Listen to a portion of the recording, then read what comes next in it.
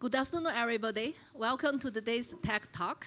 So as you know, our Tech Talk here is a series of forums and dialogues given by engineering researchers of diverse academic backgrounds to share their insights on innovation-related topics. Today is our great honor to have Professor Qin visiting us and giving us the Tech Talk. So Professor Qin is currently the Wai-Kee Kao Chair Professor of Data Science and the President of Lingnan University in Hong Kong. And he has a diverse range of expertise in different areas of data science, and including data analytics, machine learning, process monitoring, model predictive control, and smart manufacturing, smart cities, and so on. So I won't read out the long list here.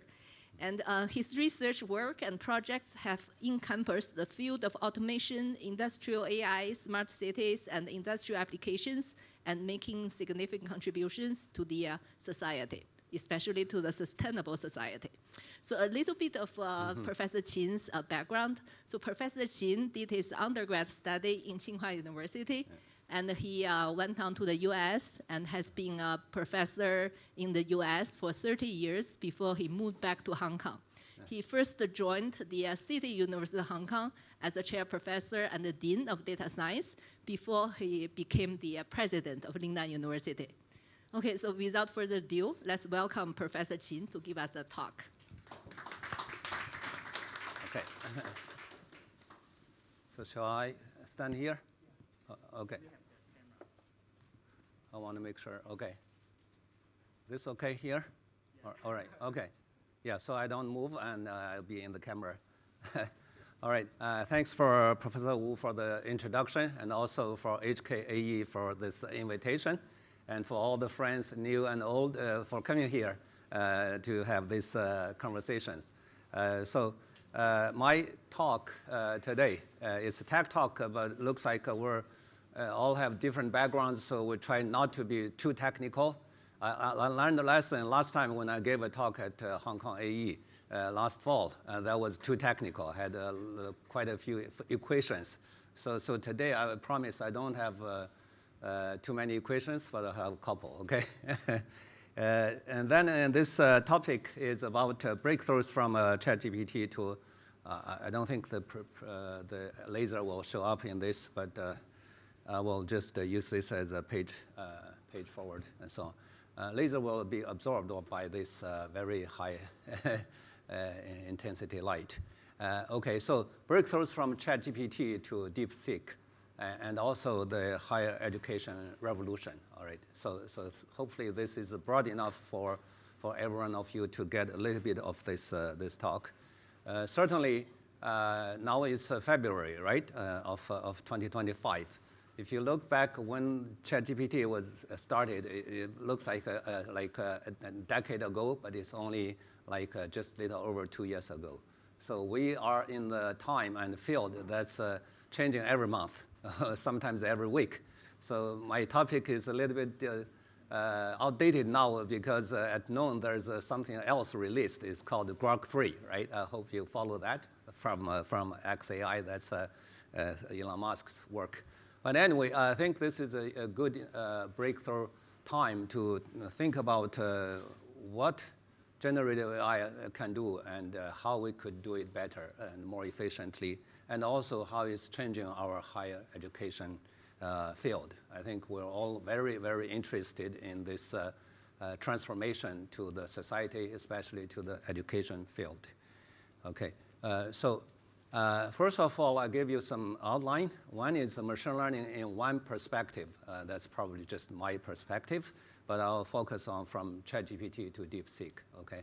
And this is about 2 years apart sort of development, but there's enough breakthroughs in between, okay? And then why higher AI for higher education now? And I will talk about this revolution as an intellectual revolution. People think about this AI or whatever to be the industrial revolution 4.0, but I think it's a little still far away from industrial side of revolution. It's more on this intellectual side now. What changes are coming and also staying, and what's going away? Probably we need to think about this, especially for the higher education field. and then our Lingnan practice. So for myself, as a data scientist, I'm a researcher, okay, I'm doing my own work in this field, but also a practitioner, being that I'm in the higher education field, and we do integrate and use AI for our higher education for almost 2 years now, okay, at Lingnan. All right, so certainly you are as updated as I am. I think this organizer asked me to provide one sort of photo picture that represents what I'm going to talk. So I certainly asked GPT for help, all right? So I tried a few prompts, but after only 2 or 3 trials, I ended up with that prompt you can see. It's make a picture for generative AI impact on higher education in Hong Kong in a campus setting with professors and students. So certainly you can see the later sort of phrases were added on. When I did not have this with professors and students, it would not show these students' pictures here in the back, in the ground, the campus. So this is how you could generate a piece of artwork, and that's good enough to use with just a few minutes at most.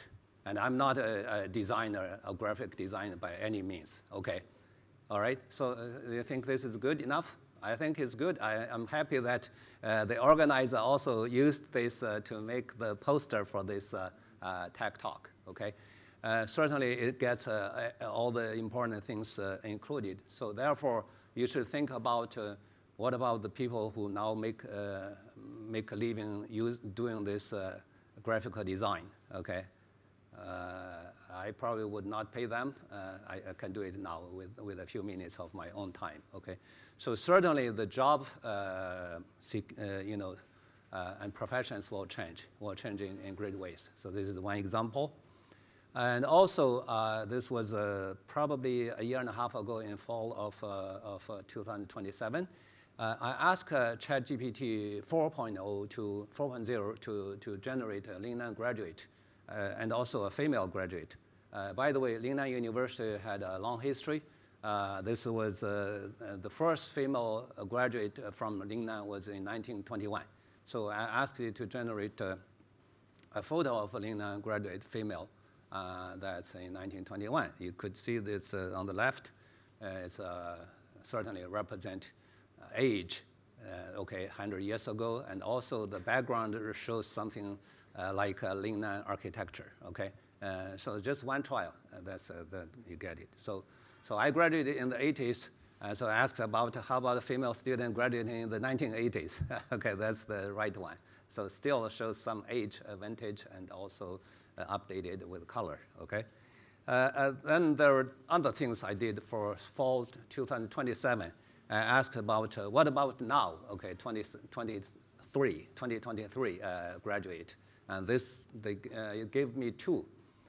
One is certainly a typical Asian character, and the other one is African. It took me a little moment to figure out why it gave me an African face for a Lingnan graduate. But we do have quite a few African students and also faculty staff members on campus, and they are very active. Whenever there is something going on campus, they either sing something or they serve as MCs.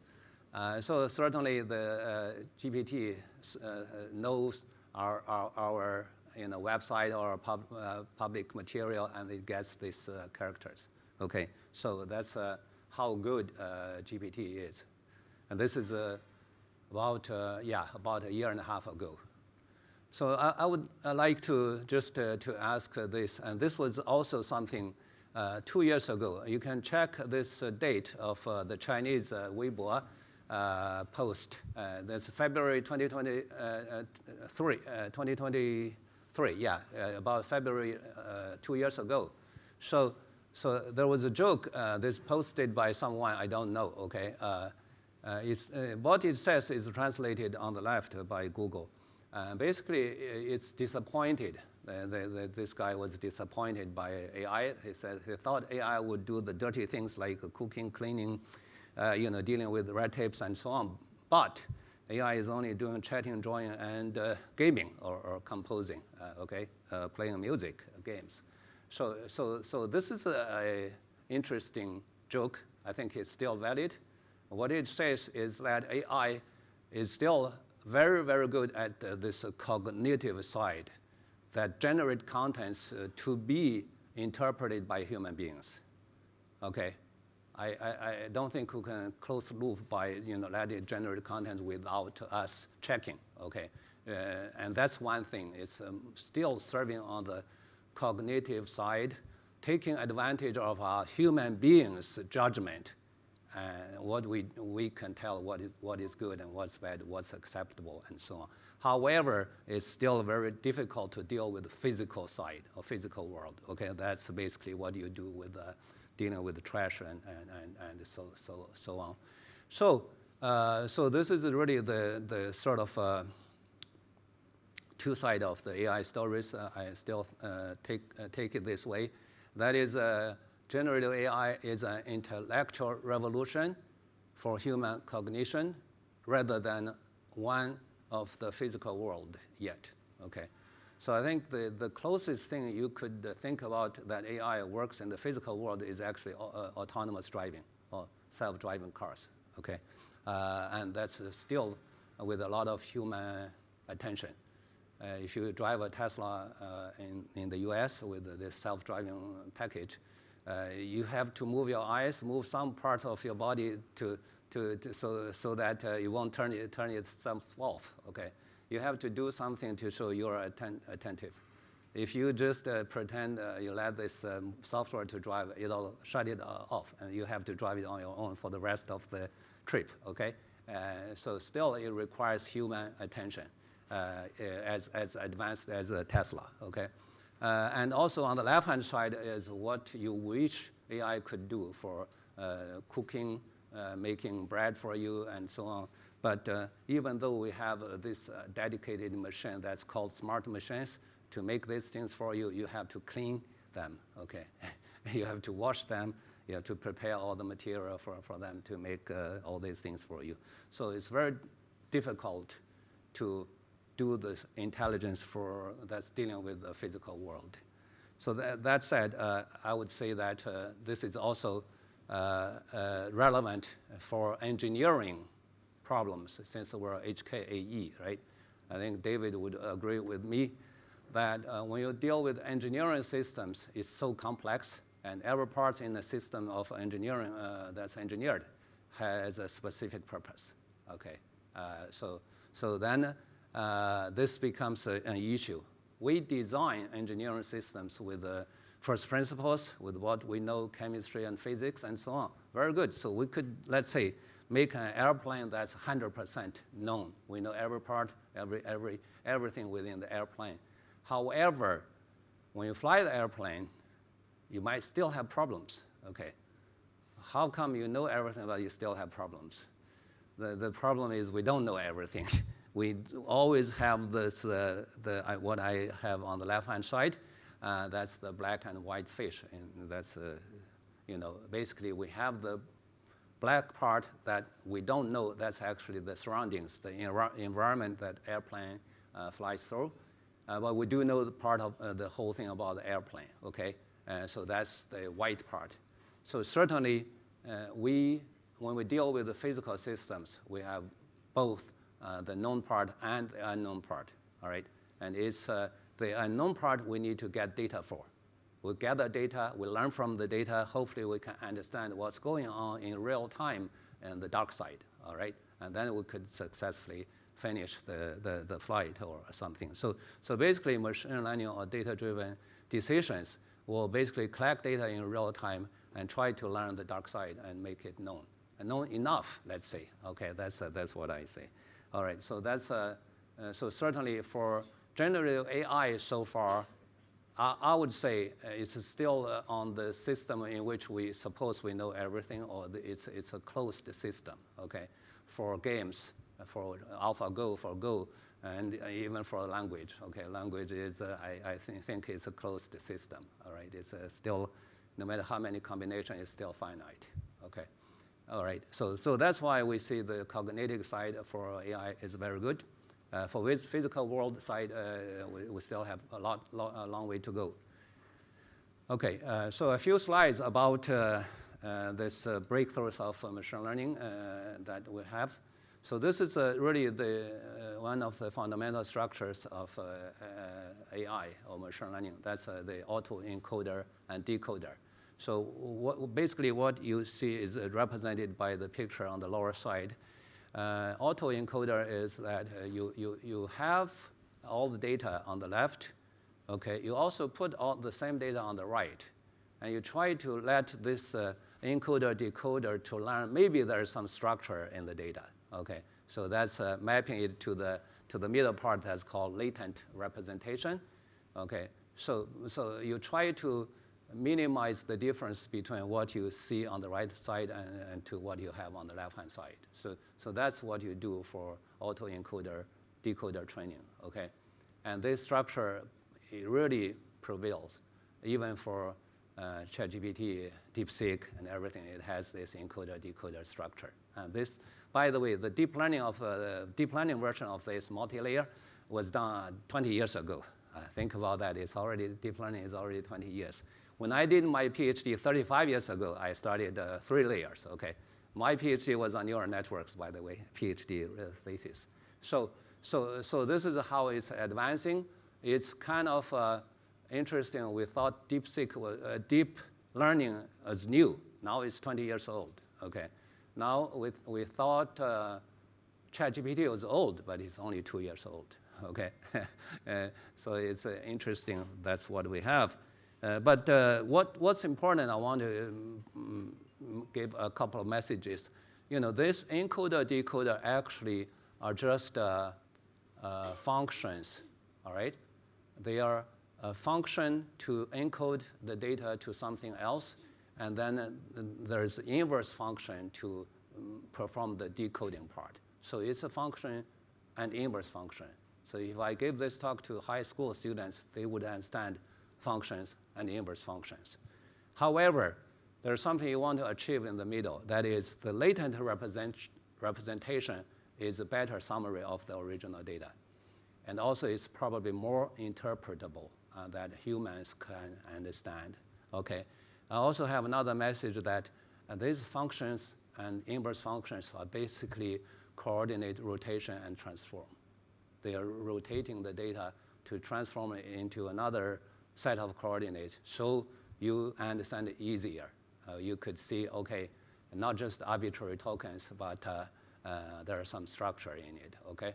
So this is as simple as that. But to represent the complex structure in the data for large language models or other things, you might take many of these layers, okay? So that's the difficulty, and it takes a lot of compute, all right? So that's the structure. So keep in mind this coordinate rotation and transform are really what machine learning is about. Okay, I'll give you another example. Okay, this was a 600-year-old problem. So you worry about is the Earth the center of the universe or the sun of this solar system? Okay, so whether it's a geocentric or heliocentric, that was an argument 600 years ago.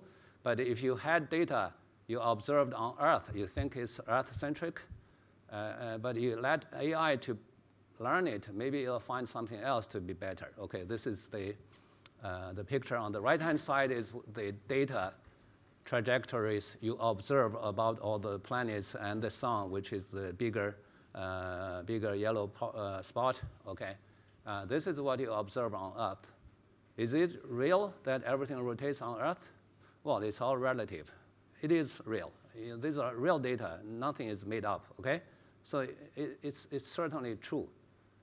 But if you do a coordinate transformation to make the sun the origin of this coordinate, you get the left-hand side. A lot nicer, okay? A lot simpler and easy to interpret. That's why a theory should be based on this heliocentric, okay? So it's not that when you have orbits around the Earth that's wrong. It's not wrong. It's observed observed data. Okay. However, you can transform it to another coordinate that reveal the real physics there. Okay. Okay. So this could be an example of AI for science, right? Yeah. Now let's go to the generative part. For generative AI, it had a little short history, only 5-6 years history. Okay, the middle one, yellow or orange circle, is the time when ChatGPT was released. That's November 2022. I was in the U.S. attending the NeurIPS or NIPS or NIPS. At that moment, this thing was released. So everyone. There were like 5,000 on-site attendees. Everyone was talking from deep learning to ChatGPT to GPT. So it was a change that I personally experienced. But anyway, after that we have so many releases we all knew. And just in December last year there is GPT-01. Now they have the 03. Okay, so anyway, these are the advances from ChatGPT to what it is now. Okay.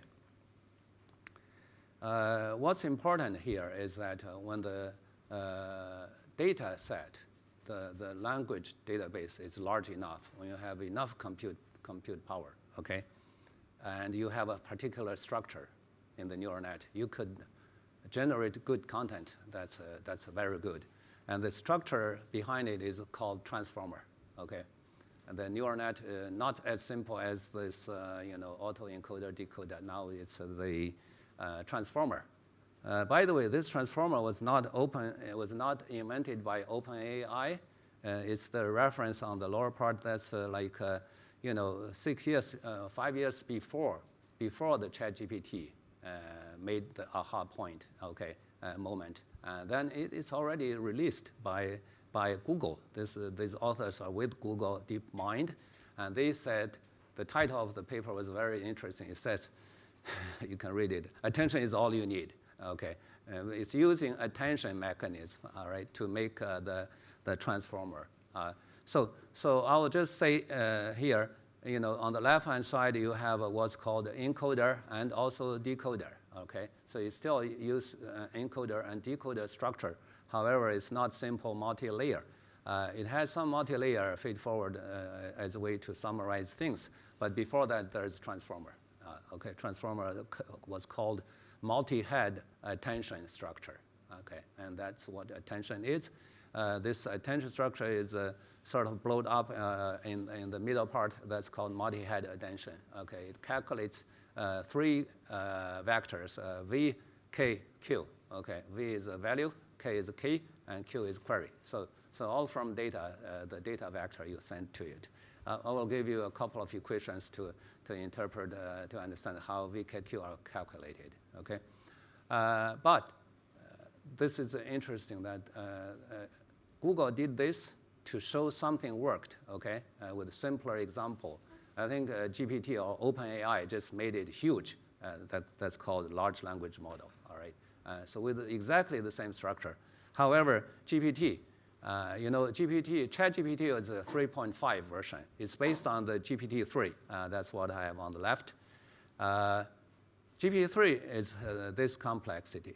Okay, it has the contact length, which you basically how many props you can take, and also how long you can generate your content. That's called the content length. It's just over 4,000 tokens. Okay, and then what's the expanded dimension? That's called embedding dimension. It's about 12,000. Okay, so that's just for one layer. For one layer of encoder or decoder, you need a matrix pretty much with that size. Okay, multiplying together. Now, GPT-3 has 96 layers for one encoder and also 96 layers for a decoder. So you multiply all these together, you can easily get billions of parameters. So that's the cost you pay. That's how much compute you'll require. It's a huge model with a huge number of parameters. All right. So I'll just explain how this VKQ are calculated in a moment. Okay. So basically, for text that you do, and now you can do video, you can do images, you could do other numerical values. It's even more straightforward. So with text, this is one example using a decoder-only structure. So you could see on the top left side, you have raw text. You say GPT-3 is awesome. So you want to convert it to predict the next thing, maybe starting from there. Okay.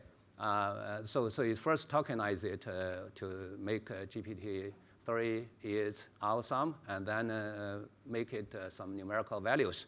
And then the numerical values called the token embeddings.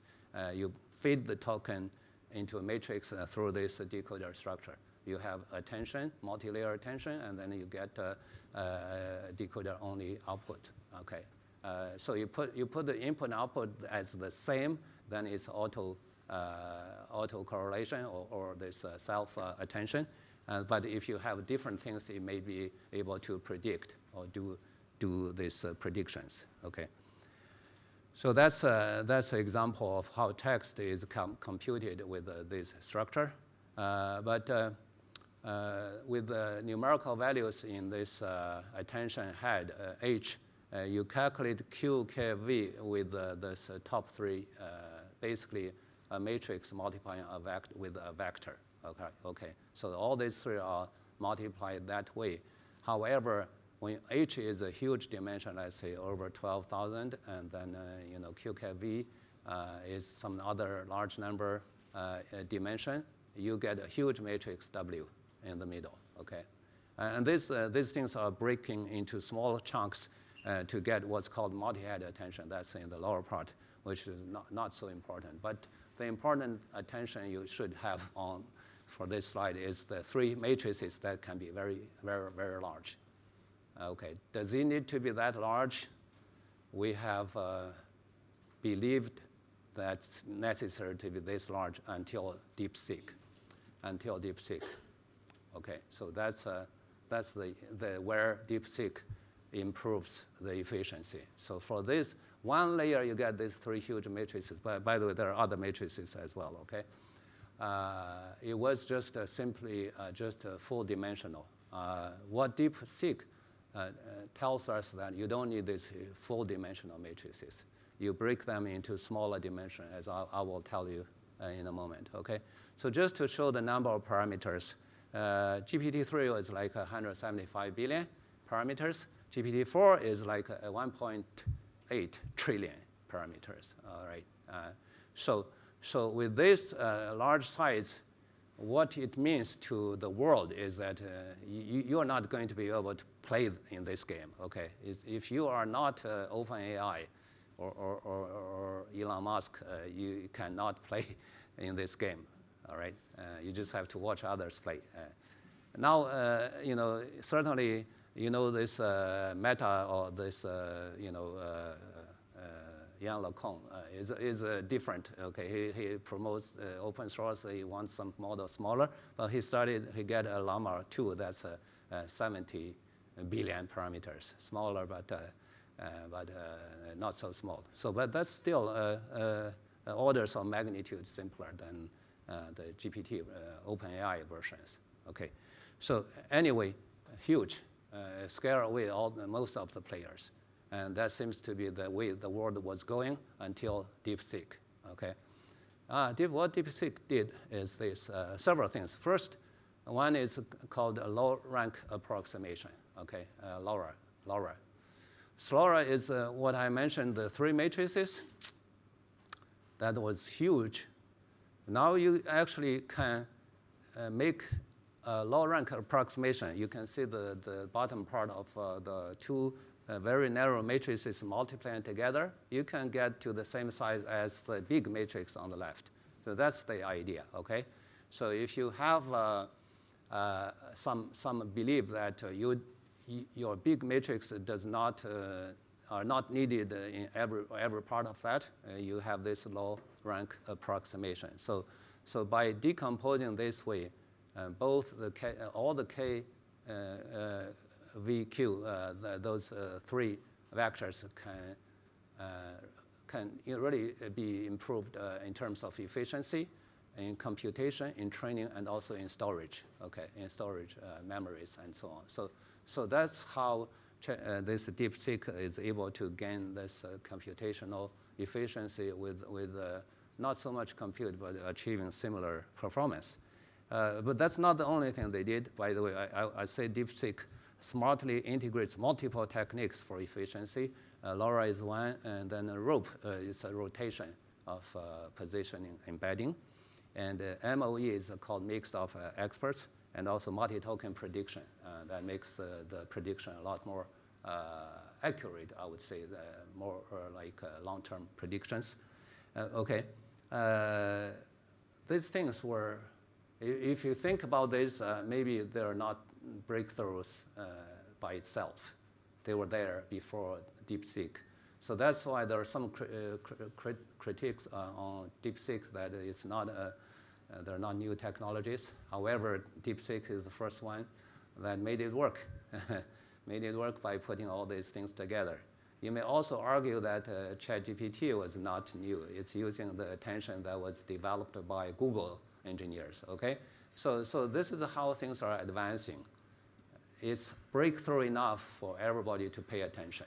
And it achieves the same level of performance with much smaller resources.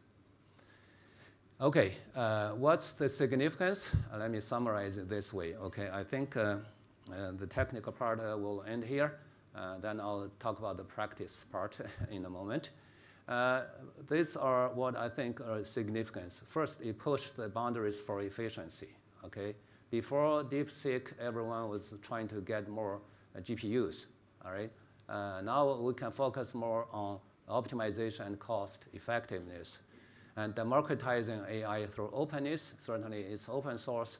I think one important thing DeepSeek changed Sam Altman is that Sam Altman regret he made the wrong decision to turn OpenAI close. Okay, okay, so that's certainly very impactful. So open source philosophy and challenging the AI monopoly. And then advancing AI capabilities, we can make it more innovative and also competitive performance. Shaping the AI conversation, definitely now more people are part of the conversations, okay? More industries can play in this game, and also global impact as a Chinese AI startup, that's DeepSeek, okay? So these are the things you could see easily the significance. So now let me turn to practice, which are the higher education revolution side, okay? Higher education revolution. I think as I showed in the first slide about I being able to design graphics, that's very good with a few prompts. Now you need to think about what students we can train, we need to educate so they don't lose their jobs. Okay, or they'll have good jobs rather than bad jobs, okay? So that's really what it means. So again, almost 2 years ago, I asked ChatGPT about what ChatGPT can do for higher education. By the way, its answers change over time, so I had to put a date on it. I want to show you what I did almost 2 years ago. It's already good enough. It says can be accessed through a web interface or an app, okay? Allow you to choose different mode setting and other things. And also it can be used individually or in groups to generate content, all right? So still a lot of the higher education institutions in the world try not to give students access to GPT, okay? So I think GPT already know this could be used individually or in group. And also it can provide feedback, suggestions, okay, to improve and optimize the generated content. And lastly, it says can be integrated in various courses and projects to enhance learning outcomes, not to dilute or really to avoid learning. It actually can be used to enhance learning outcomes and engagement. And so I still think this GPT in the education world is not common. Maybe in Hong Kong it's common, but If you go to California, let's say that's the most advanced state in the US, I would call it. The Cal State system just announced last month that they are going to make GPT available to their 20-plus campuses. Okay, and that's we did it. Lingnan did it like almost 2 years ago. But anyway, so I wanted to focus on these questions. These are some very critical questions. So how will it affect the curriculum? That's obvious. Will it replace human teachers like us? Will it replace professors? So you have to form your own judgment. I don't think it will replace educators because we have to educate people as well. And then what education models will be endangered? I would say specialized training may have a problem because a lot of the skills could be replaced by AI, even for computer coding. Yeah, now with DeepSeek and other tools, you can generate a Python code very quickly, and that's pretty good. Okay, so we need to think about what skills that we need to educate students so that's not going to be replaced by AI. Certainly the next part is similar. We don't want to teach them something then they will be replaced by AI later. So how do students interact with the generative AI? I give two aspects. We need to make students better in critical thinking and better in high-order thinking. I would say low-order thinking, which are basically writing the detail of content or generating the detail of graphics. You don't need to have students worry about it. AI can do it. But just teach them how to judge what's a good one versus not so good one, how to improve. By the way, what's considered good? We need to establish the value system in our students. Okay. I do worry about this generative AI being in the hand of young kids like elementary school students. Okay. Before they form their value system, they might think everything coming from AI is good, okay, because they appear to be logic, grammatically correct, and so on. So that's really something to worry about. So my take here is we still need to establish the value system for our young generation and with our own value system, our classics and so on, okay? And then, well, whether AI helps arts and humanity, of course, that's going to happen. I'll give you a few more examples about how Lingnan does it, okay? This is our one example I want to show what's coming from DeepSeek. So I made it yesterday, okay, or maybe yesterday. So I asked DeepSeek an incomplete sentence. You can see why I tried to trick it, okay? I said, due to its education model, innovations in China are very, and there's no sort of adjective afterward, okay?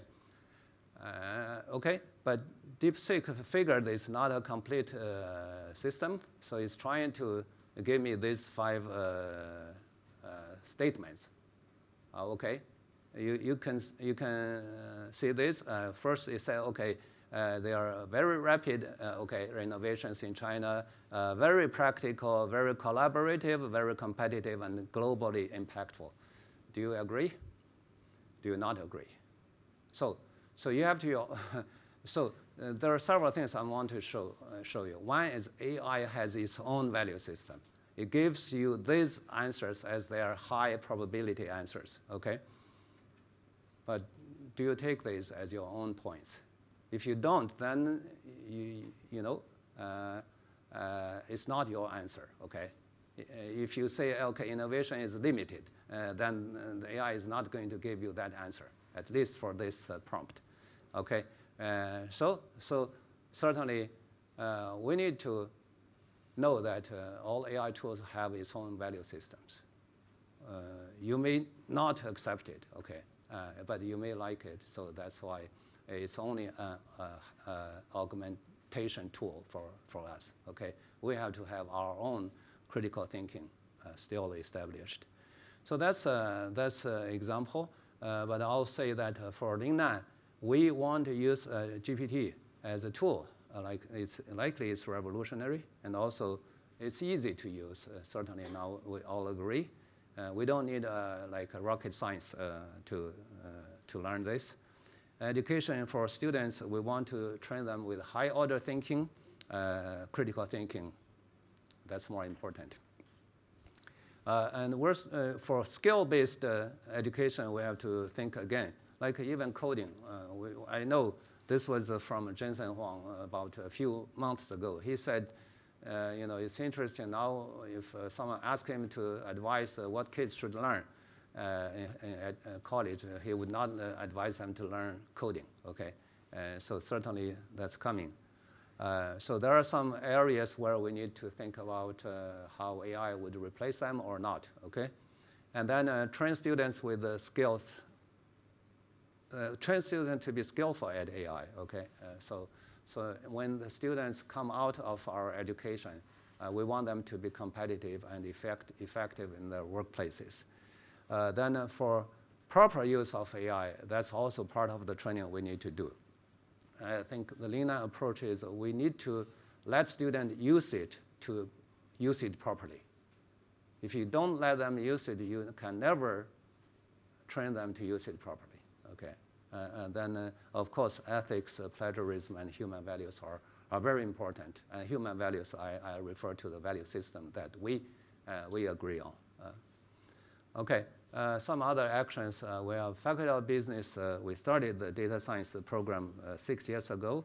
We made ChatGPT available for every student and faculty and staff on campus almost like a year and a half ago, August 2023. And also, we have several new AI-relevant programs proposed, and that's all developed for not just data science, but for arts and also humanity programs, okay? And the last 2 points are also very important. We pilot a common core course for Faculty of Business a year ago, like fall of 2023, okay? Have to think hard. And then in 2024, we made it a required course for every undergrad student at Lingnan. So it's called the Common Core Course for Generative AI. That's what we made changes about, okay? And then for the general access to ChatGPT starting August 2023, it's still accessible now, that we have this interface. We want to make sure that student and faculty and staff use it properly. The last bullet says avoid misuse and respect governing laws of Hong Kong. So that's certainly part of the education, all right? Okay, for organized activities, we've established our School of Data Science in May last year.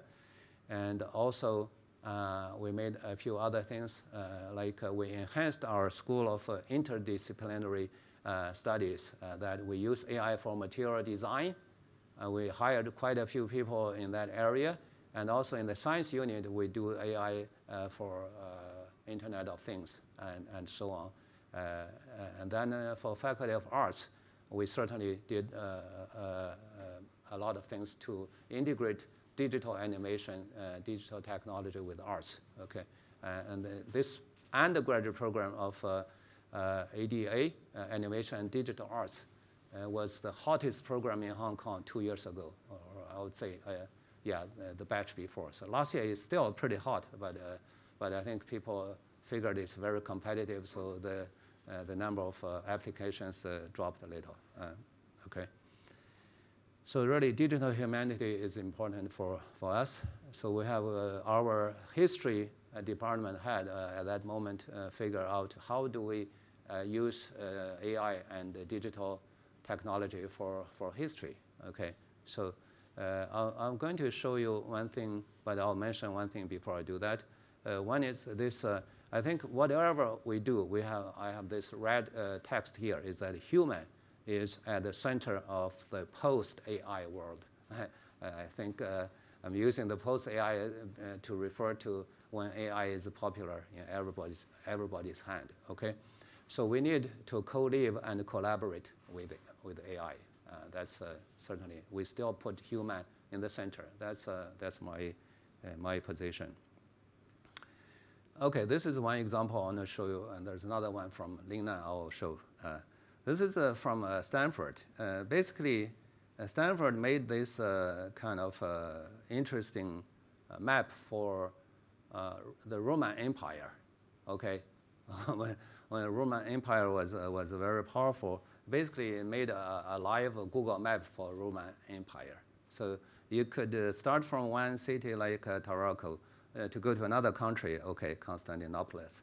And you wanted to, okay, and there are not airplanes or sort of other things, but you can take ride donkey, okay, take boat and do things, but you want to say, I want to make a trip to spend the least and making the trip. So I want it to be most economic. So you'll find this map and how many days it'll calculate. It'll probably take a month to do it, and then give you other things. But you could also say, I want to get there the fastest, but still it'll give you the optimized route. Okay, this is live and interactive.